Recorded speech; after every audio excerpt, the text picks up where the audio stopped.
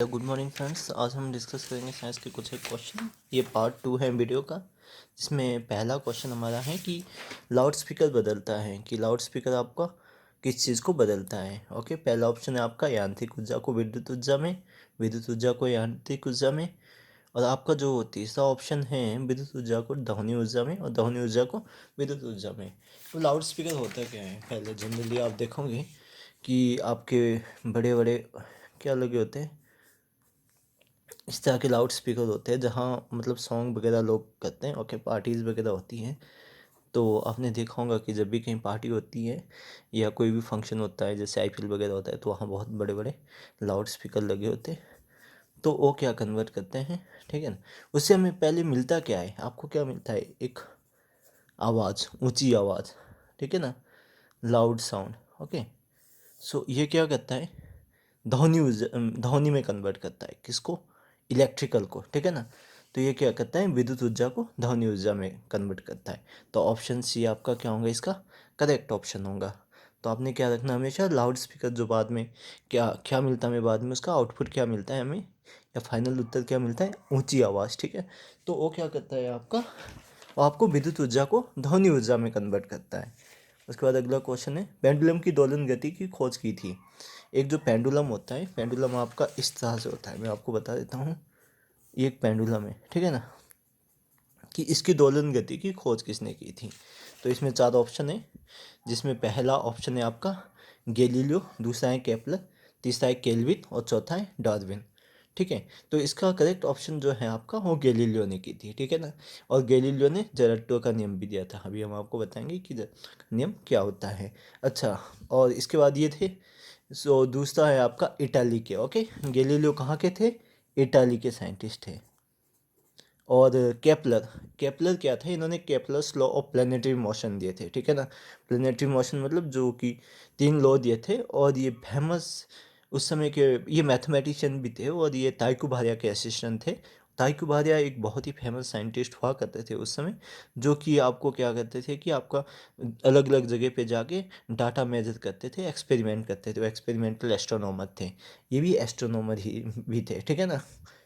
उसके बाद हैं केल्विन, लॉर्ड केल्विन, ये इंग्लैंड से थे, ठीक है ना। हाँ, केपलर जो थे वो थे आपके जर्मनी से, ठीक है, जर्मन फिजिसिस्ट थे वो, ठीक है। जो लॉर्ड केल्विन थे ये थे इंग्लैंड से। आपने इनका नाम तो टेम्परेचर के लिए भी सुना होगा कि जो टेम्परेचर की यूनिट होती है वो केल्विन होती है। और जो डार्विन थे, डार्विन कहाँ के, ये भी इंग्लैंड के थे।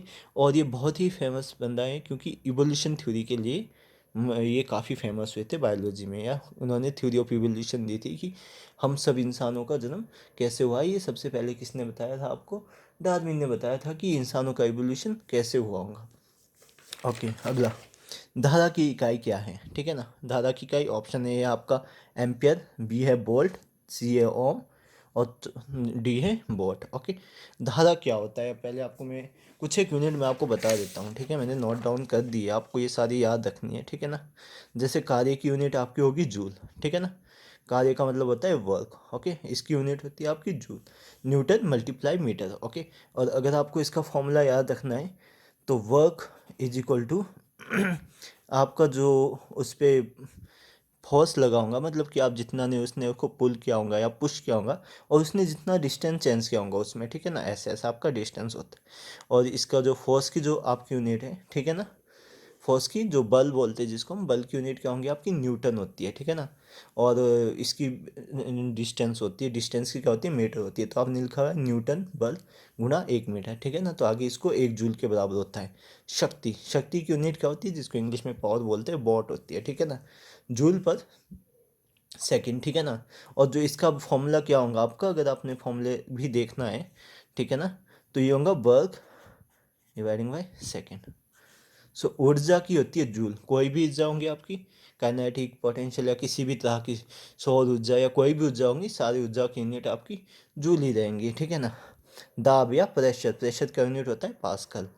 विद्युत धारा का यूनिट होता है एम्पियर। आपने याद रखना है कि विद्युत धारा का यूनिट भी क्या होता है, एम्पियर होता है। प्रतिरोध का यूनिट होता है ओम। प्रतिरोध को इंग्लिश में अगर हम बोलेंगे तो रेजिस्टेंस बोलते हैं, ऐसे इसे बनाते हैं, ठीक है ना। आपने सिंबल याद रखना है, हो सकता है आपको पूछ ले कि ओम का सिंबल कैसे है। चुंबकीय क्षेत्र, ओके, या मैग्नेटिक फील्ड का यूनिट होता है टेस्ला। विद्युत विभवांतर, ओके, जिसको वोल्टेज बोलते हैं, क्या बोलते हैं इसको इंग्लिश में, वोल्टेज। वोल्टेज का यूनिट क्या होता है, वोल्ट होता है, या विद्युत विभवांतर का यूनिट क्या होता है, वोल्ट होता है। ठीक है, आप यहाँ से गैस करके मुझे बता सकते हो कि इसका करेक्ट ऑप्शन क्या होगा, धारा का यूनिट क्या होगा, आप मुझे बताएंगे। ओके, ये कॉन्सेप्ट है विद्युत धारा, ओके, धारा के लिए विद्युत धारा का, तो इसका करेक्ट ऑप्शन होगा एम्पियर। Okay, option A. और आपको और सबके भी आपको मिल ही गए होंगे, तो उम्मीद है कि आप इसे नोट डाउन करेंगे, और हो सकता है आपके मतलब इनमें से कोई ना कोई आए, कि सेम क्वेश्चन तो मुश्किल ही होगा कि धारा का ही आ जाए, बट ये सब यूनिट है, कुछ एक इम्पोर्टेंट यूनिट है जो मैंने आपके लिए लिख के बताया, आप इसे नोट डाउन कर सकते हैं। ओके, इसके बाद जो अगला क्वेश्चन है हमारा, ठीक है, ये अच्छा क्वेश्चन है, ठीक है ना, और ये मैं बताऊंगा कि इस पर मैं थोड़ा एक्सप्लेन करूंगा आपको ज़्यादा। और ये मैंने इसलिए, जब दरी या चादर की को छड़ से पीटते हैं तो धूल के कण अलग हो जाते हैं, ये न्यूटन का कौन सा नियम है, ठीक है ना। आपने जनरली देखा होगा जब आपकी दरी होती है, या जब आपने झाड़ना होता है, ठीक है ना, या तो आप उसको क्या करते हैं, छड़ से पीटते हैं, या आप उसको कॉमनली क्या करते हैं, ऊपर नीचे उछालते हैं, जैसे मतलब ऐसे ऐसे करके दोनों हाथों से, तो उससे क्या हो जाता है कि आपके धूल के कण निकल जाते हैं, ठीक है ना। ये एक हमारे साइंटिस्ट थे न्यूटन, उनका एक नियम होगा ये, उनके 3 नियम थे, ठीक है ना। सबसे पहले मैं आपको बता देता हूँ कि न्यूटन के 3 नियम कौन कौन से थे, मैंने आपके लिए ऑलरेडी लिख के रखे हैं तीनों के तीनों नियम। जो न्यूटन का पहला नियम था उसको बोलते हैं जड़त्व का नियम।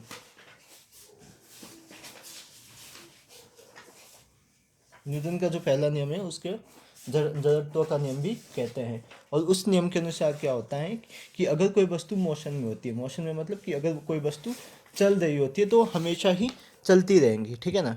और अगर कोई वस्तु रुक रही है तो हमेशा ही रुकना पसंद करेंगी, ठीक है। सो जड़त्व तो इनर्शिया, ठीक है ना। तो किसी वस्तु का वह गुण जिसके कारण वह अपनी विराम अवस्था अथवा एक समान गति की अवस्था में परिवर्तन का विरोध करती है, ठीक है। एक समान गति की अवस्था में विरोध करती है, मतलब कि जैसे आपका कोई वस्तु चल रहा है, ठीक है, मान लो यहाँ से कोई वस्तु चल रहा है तो वो हमेशा ही चलना चाहेगा आपका, ठीक है ना, वो कभी रुकना नहीं चाहेगा।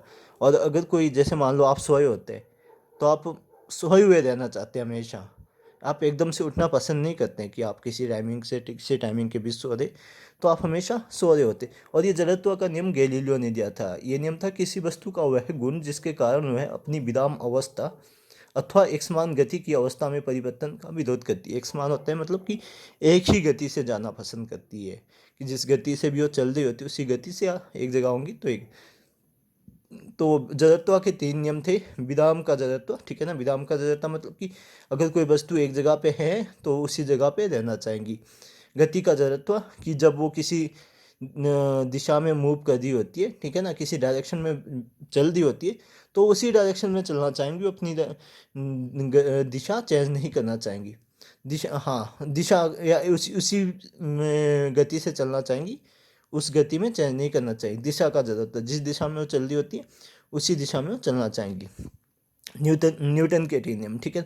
जो न्यूटन का पहला नियम है उसको हम जड़त्व का नियम भी कहते हैं, ठीक है। अब मैं आपको एक चीज़ बता दूं कि जो लोग होते हैं हमारे बुजुर्ग वगैरह होते हैं, या कुछ एक ऐसे लोग होते हैं जो अपनी बात मानते नहीं है, ठीक है ना, और हमेशा अड़े रहते हैं कि नहीं भाई ऐसा ही होता है, तो वो किस कारण होता है, वो जड़त्व के नियम के कारण की वजह से होता है। क्योंकि उनका इनर्शिया, जिसको इनर्शिया बोलते हैं या जड़त्व बोलते हैं, इतना हाई हो चुका है कि उन्हें लगता है कि वो ही सही होता है, और उनके दिमाग में ये चीज़ एकदम पूरी तरह से फिट हुई होती है, भाई नहीं हम तो सही, हम तो गलत हो ही नहीं सकते।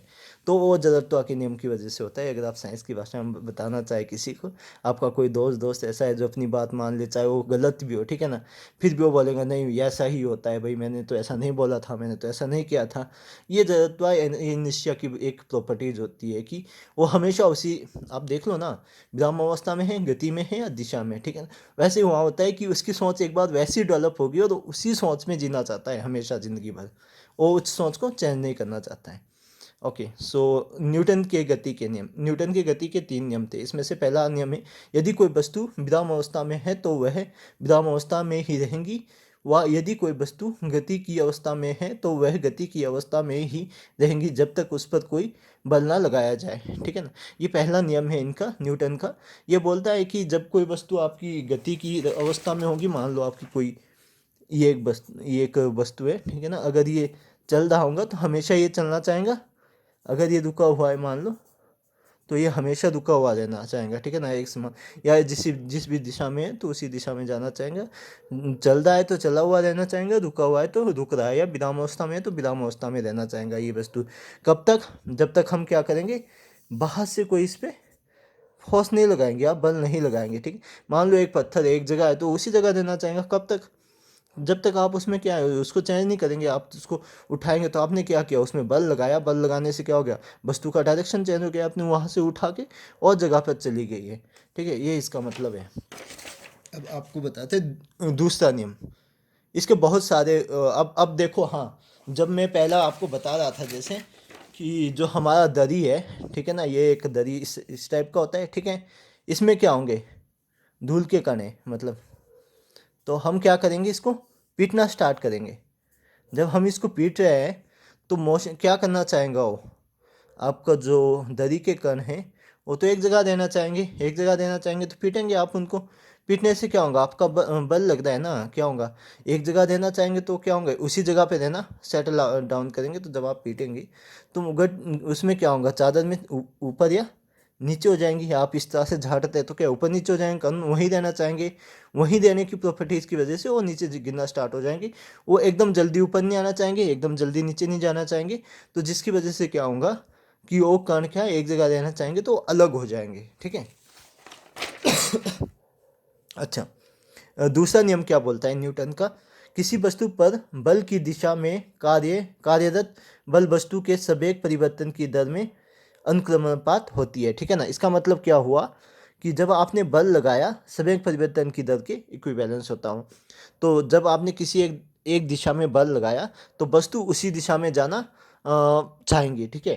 तो जैसे आपने मान लो कि ये आपका है, आपके पास ये एक बॉल है, ठीक है ना। आपने इसको इस डायरेक्शन में आपने क्या है, यहाँ से बल लगाया, ठीक है। आप क्रिकेट प्लेयर हो, ठीक है, मान लो। और आपके पास एक गेंद है। आप क्या करते हैं, गेंद को इस डायरेक्शन में फेंकते हैं। तो आपका मान लीजिए यहाँ पे विकेट्स हैं। तो आप क्या चाहते हो कि आपका बॉल जाके विकेट पे लगे। तो आप विकेट की डायरेक्शन में बॉल को फेंकते हैं तो बॉल उसी डायरेक्शन में जाता है। यही बोलता है ये कि आप जिस भी डायरेक्शन में बॉल फेंकना चाहते हैं बॉल उसी डायरेक्शन में जाता है, ठीक है ना। और जिस डायरेक्शन में अब आपने किसी डायरेक्शन में फोर्स, वो क्या हो गया, बल हो गया, फोर्स हो गया आपका। और वो किसके बराबर होगा आपका, कि अब ये बोलता है कि जो ये होगा कि आपने जितना फोर्स लगाया तो उस फोर्स से क्या होगा, उस बॉल के अंदर क्या आ जाएंगी, स्पीड आ जाएंगी, वेलोसिटी आ जाएंगी, ठीक है ना, और गति आ जाएंगी। तो हम गति को मोमेंटम बोलते हैं, ठीक है ना, मोमेंटम पीस है, ओके।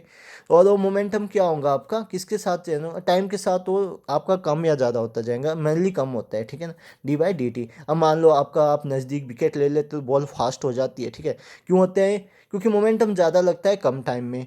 और जब आप दूर विकेट लेते हो तो मोमेंटम कम हो जाता है। मोमेंटम मतलब कि आपका स्पीड बॉल का टाइम के साथ कम हो जाएगा। तो इसको बोलते हैं कि ये मोमेंटम, ये इसको बोलते हैं कि Δp/Δt। इसको बोलते हैं कि ये चेंज होगा किसके साथ, टाइम के साथ होगा। और मोमेंटम क्या होता है, p मास और टाइम ऑफ वेलोसिटी होता है, ठीक है ना। ये आपको वेलोसिटी मतलब आपकी स्पीड हो मान लो आप एक किस्म से, या गति मान लो, और ये मास में गति हो रही है, ठीक है ना। ये मोमेंटम क्या होता है, जब किसी मास को हम गति देते हैं तो हम उसको मोमेंटम कहते हैं। और ये मोमेंटम क्या टाइम के साथ चेंज होगा, इसको क्या बोलते हैं, न्यूटन का दूसरा नियम, ठीक है।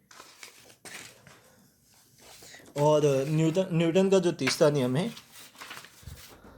ये है तृतीय नियम। दो वस्तुओं की पारस्परिक क्रिया में एक वस्तु जितना बल दूसरी वस्तु पर लगाती है तो दूसरी वस्तु भी विपरीत दिशा में उतना ही बल पहली वस्तु पर लगाती है। अच्छा, इसका क्या मतलब होगा, इसका मतलब देखो, अगर आप किसी एक वस्तु पर बल लगा रहे हैं, ठीक है ना, मान लो ये एक, तो ये वस्तु भी आप पे उतना ही बल लगाएंगी। तो फिर आप बोलेंगे कि ये चलेंगी कैसे या इसमें गति कैसे आएंगी।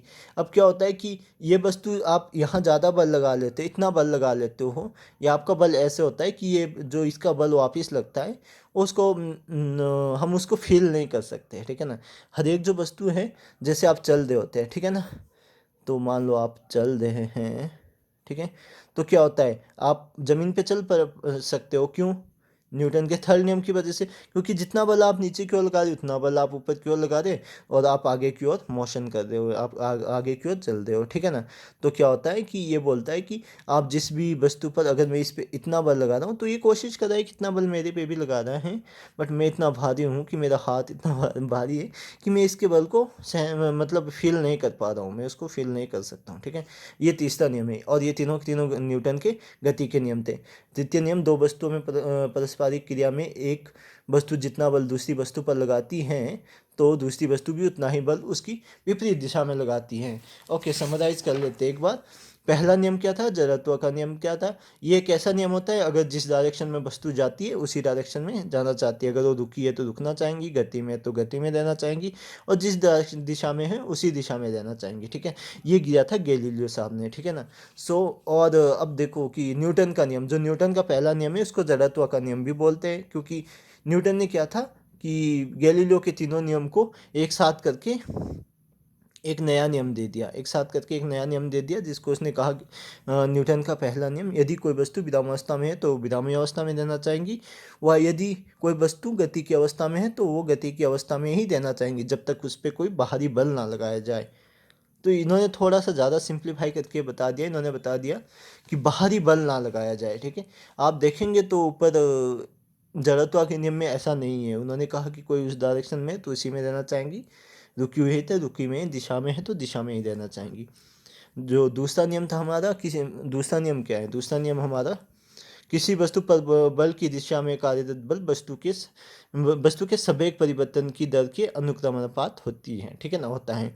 तो इसका मतलब आपको मैं बता दिया कि बल लगाएंगे आप तो उसके डायरेक्टली, मतलब डायरेक्टली या अनुक्रमानुपात का मतलब होता है डायरेक्टली प्रोपोर्शन। डायरेक्टली प्रोपोर्शन मतलब कि सीधा सीधा उस पर डिपेंड करता है या सीधा सीधा उस वस्तु पर इफेक्ट करेगा। सीधा, जैसे मान लो आपके मम्मी पापा के पैसे आते हैं तो आपका फाइनेंशियल खर्चा किसका है, सीधा सीधा आपके मम्मी पापा पे डिपेंड करता है। अगर वो पैसे ज़्यादा देंगे तो आपके पास ज़्यादा आएंगे, कम देंगे तो आपके पास कम आएंगे। ये न्यूटन का दूसरा नियम है। अब पैसे के लिए नहीं होता, ये बल के लिए अप्लाई होता है, ठीक है। मैं आपको यहाँ बता रहा हूँ कि ऐसे आप समझ सकते हैं। जो फोर्स है delta P by delta T, momentum मैंने आपको बता दिया। पी इज इक्वल टू, जब आप मास में क्या देते हैं, वेलोसिटी देते हैं, क्या कहते हैं, आप मास को वेलोसिटी देते हैं तो उसको बोलते हैं momentum. P is equal to M B, आपने इसका ये याद रखना है।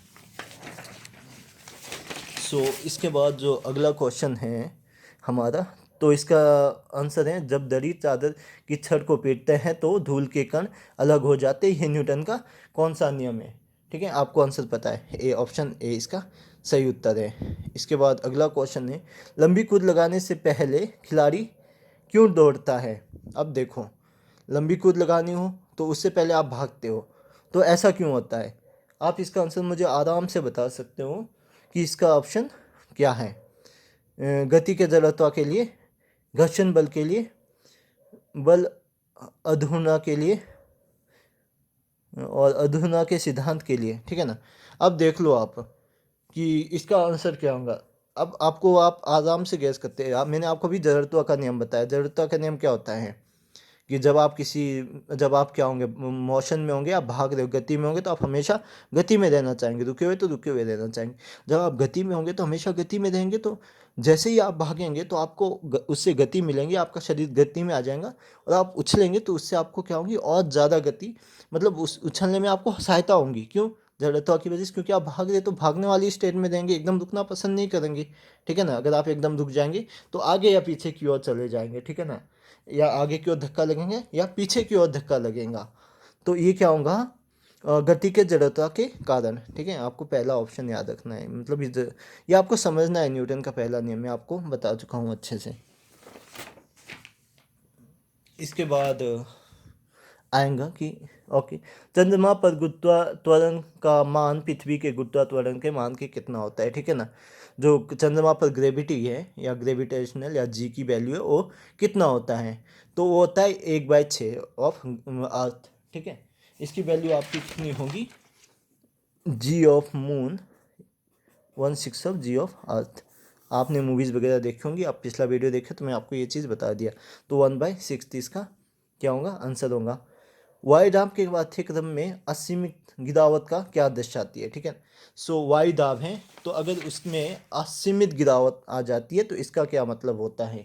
आपके पास वायु दाब होगा तो उसमें असीमित गिरावट आएंगी, किसमें, मेजरमेंट में आएंगी, ठीक है। अगर आप मेजरमेंट कर रहे हो और उसमें आपने एकदम गिरावट देख रहे, तो आप क्या बता सकते हो उसको। मान लो आप साइंटिस्ट हैं और आप देख रहे हो, तो वो लोग आपको बता सकते हैं कि क्या हो रहा होगा। पहला है वर्षा होगी, साफ मौसम आएगा, होगा, तूफान होगा, इसमें से कोई नहीं। अगर आपने मूवीज़ देखी होंगी, ठीक है, खासकर हॉलीवुड मूवीज़ अगर आप देख रहे हो, तो आप क्या देखते हो, सिस्मोमीटर वगैरह एक उनका इंस्ट्रूमेंट टाइप का कुछ होता है, और वो क्या देखते हैं कि उसमें एकदम अलग तरह की क्या होता है, चेंज आता है, तो वो बोलते हैं कि सुनामी आ रही है या कुछ ऐसा हो रहा है, तो क्या है, एक अलग अलग तरह का चेंज रखते हैं। तो इसका क्या मतलब होता है, इसका डायरेक्टली लिंक है कि तूफान आ रहा होगा। आपको चीज़ें वहाँ से समझनी पड़ेंगी कि अगर आप मूवीज़ वगैरह सब ये चीज़ें देखते हैं, तो वहाँ से आप गैस कर सकते हो, क्योंकि बहुत सारी चीज़ें आपकी डायरेक्ट लाइफ में वहीं से भी रिलेट होती है। तो उसका क्या मतलब होगा कि आपका तूफान आ रहा होगा, ठीक है ना, कि आपका जब असीमित गिरावट आ रही होंगी, ठीक है ना, पाठ्यक्रम में असीमित गिरावट आएगी, तो उसका मतलब होगा कि तूफान आ रहा होगा।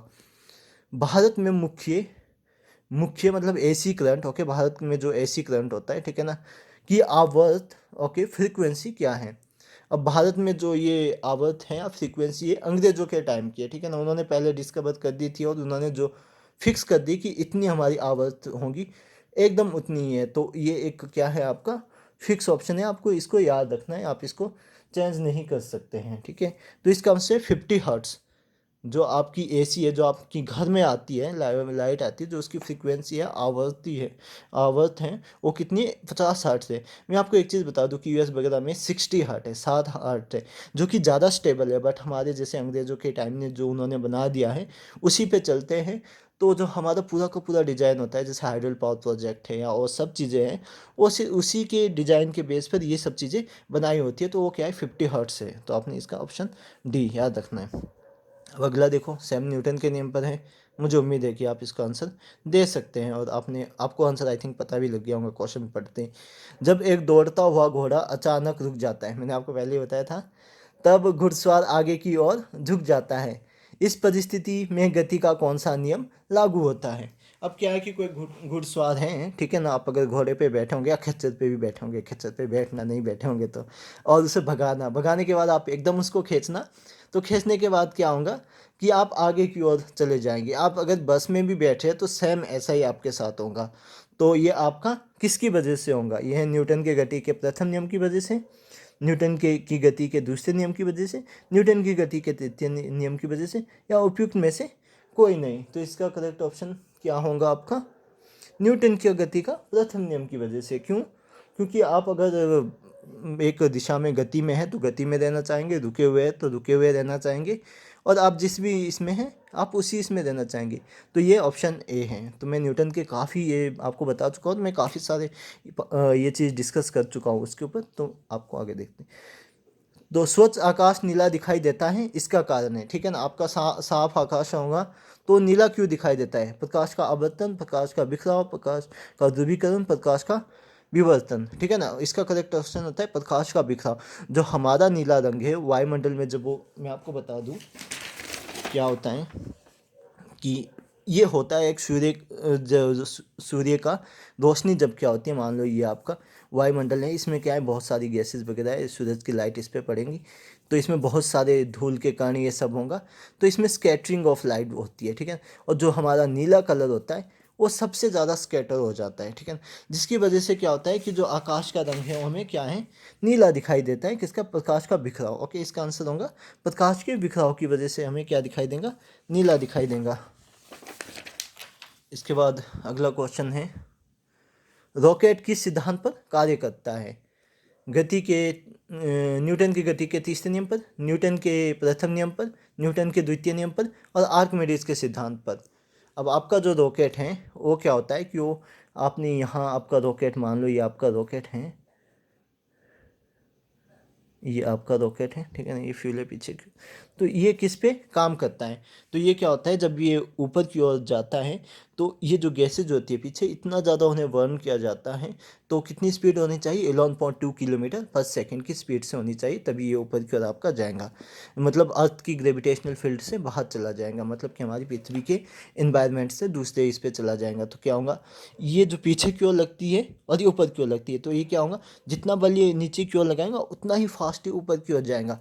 तो इसका ऑप्शन होगा रॉकेट किस सिद्धांत पर सो आपने एक न्यूटन का तीसरा नियम अगर आपने पढ़ा होगा कि जो क्या होते हैं, दो बल आपस में क्या है, इक्वल और अपोजिट डायरेक्शन में लगते हैं। तो 25 का आंसर क्या होगा, ए। ये किसकी वजह से होगा, न्यूटन की गति के तीसरे नियम की वजह से। इसके बाद अगला है, एक क्रिकेट मैच में खिलाड़ी गतिमान गेंद को कैच करते समय अपने हाथ पीछे की ओर खींच लेता है, जिसमें गेंद का वेग शून्य हो जाता है, तब ये दर्शाता है। अच्छा, आपने कॉमनली देखा होगा, आप क्रिकेट खेलते हैं तो आप क्या करते हैं, बॉल को ऐसे करते हैं पीछे की ओर, एकदम ऐसे तो नहीं रोक देते ना कि बॉल आई और ऐसे यहीं पे रोक दिया, नहीं, आप पीछे की ओर हाथ करते हैं। आपने देखा होगा कैच करते हुए किसी को भी, तो आप पीछे की ओर हाथ ले रहे हो, ठीक है। तो ऐसा क्यों करते हैं हम, तो मैंने आपको एक चीज़ बताया था कि न्यूटन का दूसरा नियम क्या बताया था मैंने आपको, कि जो आपका फोर्स होता है, ठीक है ना, या आपका बल होता है, ये डायरेक्टली प्रोपोर्शनल होता है, या होता है dp/dt। मोमेंटम मतलब मास में वेलोसिटी मिल रही है, और ये अगर टाइम बढ़ेगा तो ये क्या होगा, कम होता जाएगा, ठीक है ना, कम होता जाएगा। तो जिससे क्या होगा, आपके हाथ पे जो फोर्स है या बॉल की फोर्स है, जैसे जैसे टाइम बढ़ेगा तो बॉल की फोर्स क्या होगी, कम होंगी, ठीक है ना। जब मैंने आपको क्या बताया था, जब आप बॉल फेंकते हो उसी डायरेक्शन में जाती है, तो डायरेक्शन की क्या होता है। तो अगर आप यहाँ क्या देख रहे हो, अगर आपकी बॉल आ रही है, मान लीजिए आपके, ये आपके हाथ है, बना लो, ठीक है ना, ये आपके बॉल है, बॉल ऐसे आ रही है, तो ये क्या होंगे, आप जितना ज़्यादा टाइम या जितना पीछे की ओर इसको खींच रहे हैं अपने हाथ को, तो जितना ज़्यादा टाइम ये ले रहा है, तो क्या हो रहा है, उतना टाइम बढ़ रहा है तो मोमेंटम कम हो रहा है, तो फोर्स आपको कम लग रही है। तो इसका क्या मतलब होगा, इसका ऑप्शन, करेक्ट ऑप्शन कौन सा होगा, गति के प्रथम नियम के कारण, न्यूटन के गति के द्वितीय नियम के कारण, न्यूटन के गति के तृतीय नियम के कारण, ऊर्जा संरक्षण के नियम के कारण। तो इसका होगा न्यूटन के गति के द्वितीय नियम। सो आपको ये ध्यान रखना है कि द्वितीय नियम के कारण की वजह से जैसे आपका टाइम बढ़ रहा है तो आपको चोट कम लगती है, मतलब आपको दर्द कम होता है। तो जैसे कीपर को ग्लव्स क्यों पहनते हैं, क्योंकि वो करीब होता है तो डिस्टेंस कम होता है, तो टाइम जल्दी से बॉल वहाँ पहुँच जाती है। जब कोई प्लेयर बैट से हिट करता है तो आप क्या देखते हो कि वो पीछे की ओर हाथ लेता है ताकि टाइम बढ़ सके। टाइम बढ़ने से क्या होगा, आपको कम चोट लगेंगी, मतलब कि कम चोट लगने से आपका क्या हो जाएगा, इसका मतलब ये हुआ कि आप टाइम बढ़ा रहे हो तो क्या है, फोर्स तो डायरेक्टली प्रोपोर्शनल टाइम बढ़ेगा तो फोर्स क्या हो जाएंगी, कम हो जाएंगी धीरे धीरे, ठीक है, टाइम के साथ, क्योंकि वो नीचे की ओर है। तो फोर्स क्या है आपका, मैं एक चीज़ बता दूं, Δp/Δt। अगर टाइम बढ़ रहा है इसका मतलब क्या है, अगर ये चीज़ बढ़ती है तो ये चीज़ कम होती है, ठीक है ना, और अगर ये चीज़ बढ़ती है तो ये भी बढ़ती है, ठीक है ना।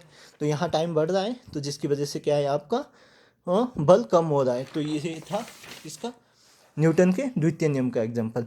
ओके, अल्फा कण किस परमाणु के नाभिक के होते हैं, तो ऑप्शन है हाइड्रोजन, हीलियम, ऑक्सीजन और इथियम या लिथियम, कोई भी ले लो। तो जो अल्फ़ा कण होते हैं वो हीलियम के होते हैं। मैं इसमें आपको काफ़ी कुछ तैयार किया हूँ और मुझे उम्मीद है आपको पसंद आएगा, और इसके लिए मैं काफ़ी मेहनत किया था, मतलब रेडियो एक्टिविटी में पूरा का पूरा आपके लिए कवर कर दिया हूँ। और मैं आपको बताता हूँ, मैं रेडियो एक्टिव बताने के बाद आपका वीडियो नहीं तो काफ़ी लंबा हो जाएगा तो पॉज कर लूँगा, ठीक है। सो रेडियो एक्टिविटी का मैं पूरा का पूरा आपको तैयार किया हूँ। रेडियो एक्टिविटी क्या होती है, किसी घटना की स्वतः ही आदेशीय किरणों का उत्सर्जन, ओके, होते रहने की परिघटना को रेडियो एक्टिविटी कहते हैं। अब क्या है कि कोई भी चीज़ है, आपने देखा होगा रबर बैंड वगैरह जो चमकते हैं, ठीक है ना, उसके अंदर क्या होता है, रेडियो एक्टिव पदार्थ होता है। तो उस घटना को क्या बोलते हैं, रेडियो एक्टिविटी का वो फिनोमिना होता है। सो कुछ एक रेडियो एक्टिव यूरेनियम हो गया आपका, यूरेनियम धातु, आपका थोरियम हो गया, रेडॉन हो गया,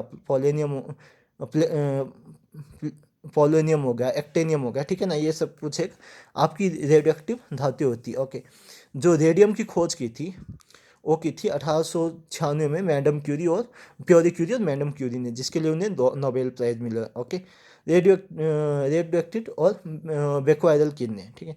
सो अल्फ़ा किरणें क्या होती है, धन आवेशित किरणें होती है, और ये इसकी जो स्पीड होती है 1/10 time of speed of light होती है, ठीक है ना। अल्फ़ा किरणें जो होती है धन आवेश होता है, इसमें पॉजिटिव धन आवेश होता है, ठीक है ना।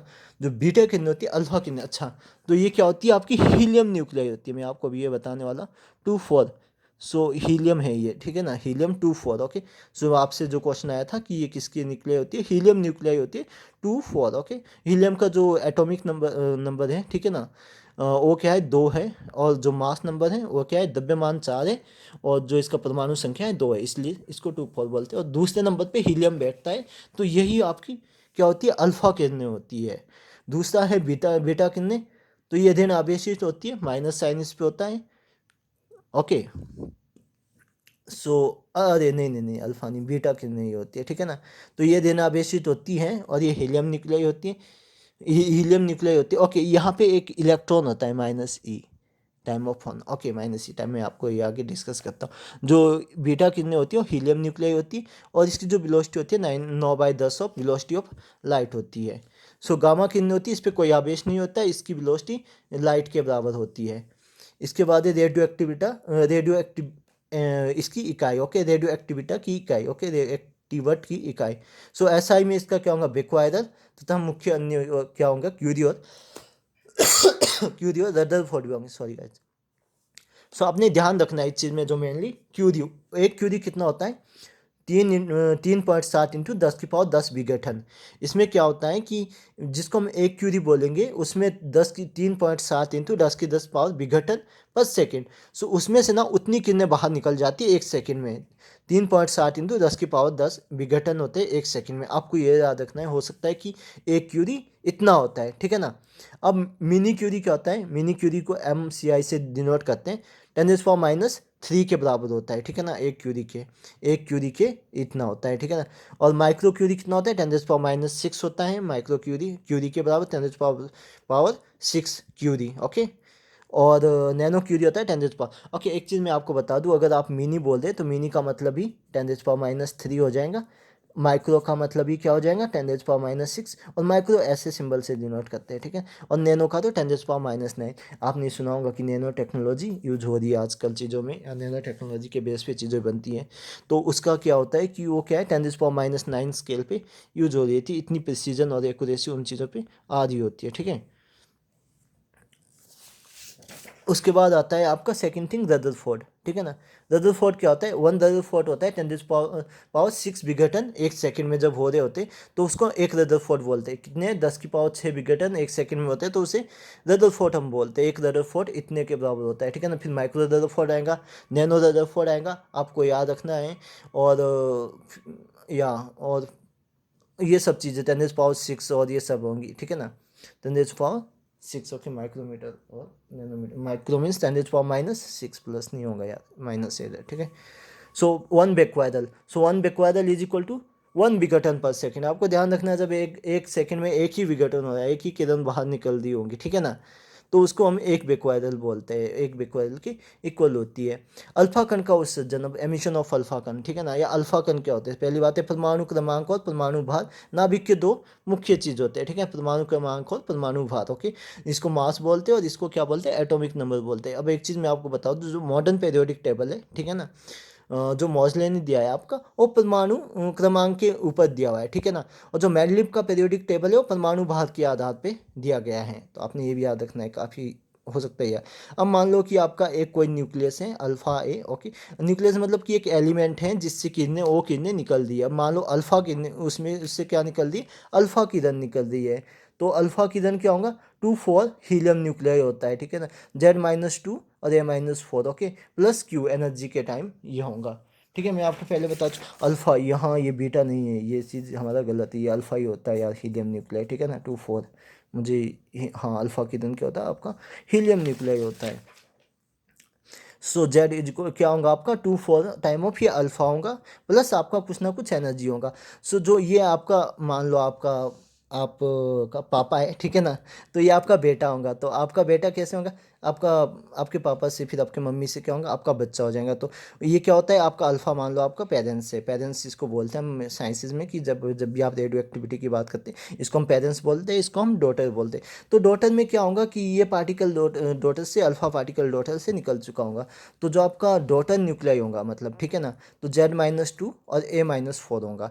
तो 4 इसमें क्या होगा, परमाणु भार में कमी आ जाएंगी, और 2 इसमें परमाणु क्रमांक में कमी आ जाएंगी। तो ये हीलियम न्यूक्लियाई होता है, ठीक है। ये आपका द्रव्यमान संख्या है, या मास